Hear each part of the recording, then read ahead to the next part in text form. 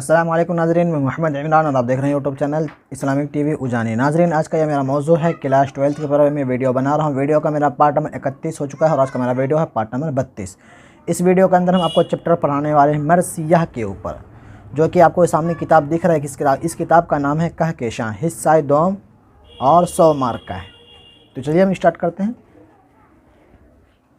مرثیہ مرثیہ اظہار غم کے لیے مخصوص ہے۔ مرثیہ جو ہوتا ہے یہ کیا ہے، یہ میں بتانے کے لیے آپ کو یہ چیپٹر سنا رہا ہوں۔ مرثیہ اظہار غم کے لیے مخصوص ہے۔ مشرقی شاعری میں ایسی نظم کو مرثیہ کہا جاتا تھا جو کسی کی موت پر کہی جائے۔ عربی فارسی شاعری میں اس کا یہی طور رہا، لیکن اردو میں اب شہادت امام حسین رضی اللہ تعالی عنہ اور اصحاب اہل بیت کے مصائب کو شعر میں قلم بند کرنے کا نام مرثیہ ہے۔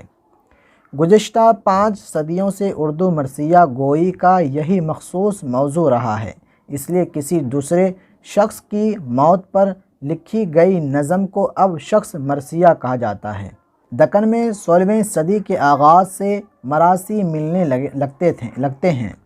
سید شاہ اشرفی بیابانی کی مثنوی نوسرہار 1503 عیسوی کو عام طور پر اردو کا پہلا مرثیہ کہا جاتا ہے۔ شاہ میرا جی کی وفات پر برہان الدین جانم نے ایک مرثیہ لکھا تھا۔ محمد قلی قطب شاہ، ملا وجہی اور نصرتی تینوں کے دواوین میں مرثیے موجود ہیں۔ مرزا بیجا پوری نے واقعات کربلا کو بنیاد بنا کر مرثیے لکھے اور دکن کے اہم مرثیہ گو کے طور پر تسلیم کیے گئے۔ دہلی میں 18ویں صدی کی شروعات میں متعدد مرثیہ نگار ملتے ہیں، لیکن سودا کی اہمیت اس وجہ سے سب سے زیادہ ہے۔ تھوڑا میں اوپر کر لیتا ہوں ٹھیک ہے، میں ان کا برائٹنیس میں آپ کو تھوڑا بڑھا دیتا ہوں تاکہ ہاں اب ٹھیک ہے۔ کدھر چلا گیا؟ دہلی میں 18ویں صدی کی ابتدا میں متعدد مرثیہ نگار ملتے ہیں، لیکن سودا کی اہمیت اس وجہ سے سب سے زیادہ ہے کیونکہ انہوں نے مراثی کے لیے مسدس کی حیت کا پہلی بار استعمال کیا۔ بعد کے مرثیہ گوئیوں نے اس حیت کو پسند کیا اور تمام مراثی کم و بیش مسدس کی حیت میں ہی گزشتہ 250 برسوں سے لکھے ملتے ہیں۔ مرثیے کے لیے سب سے زرخیز زمین اودھ کی ثابت ہوئی، جہاں ضمیر، دل، غیر، میر، مستحن، خلیق اور بھرا اور پھر انیس و دبیر نے اس صنف کو ترقی کی انتہائی منزلوں تک پہنچا دیا۔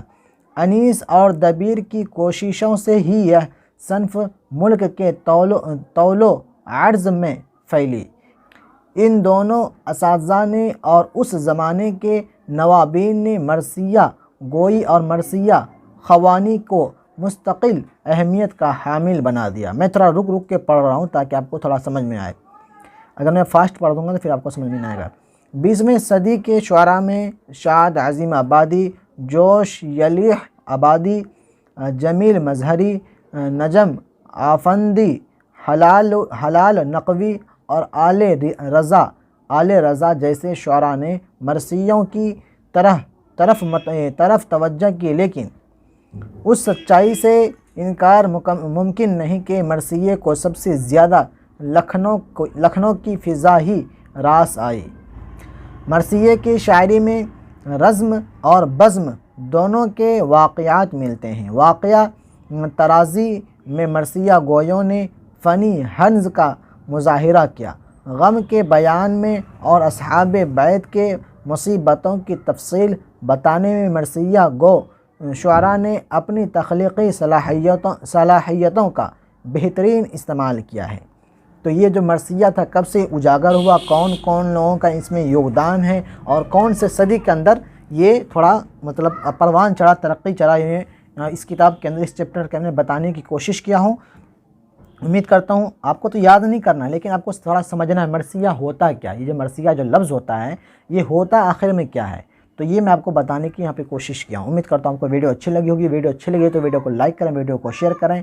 آپ کو تو یاد نہیں کرنا، لیکن آپ کو سمجھنا ضروری ہے مرثیہ لفظ کیا ہوتا ہے، اس لیے میرے چینل کو اگر سبسکرائب نہیں کیے تو سبسکرائب کر کے بیل کو دبا کر کے آل کر دیں۔ ملتے ہیں اگلی ویڈیو میں، خدا حافظ۔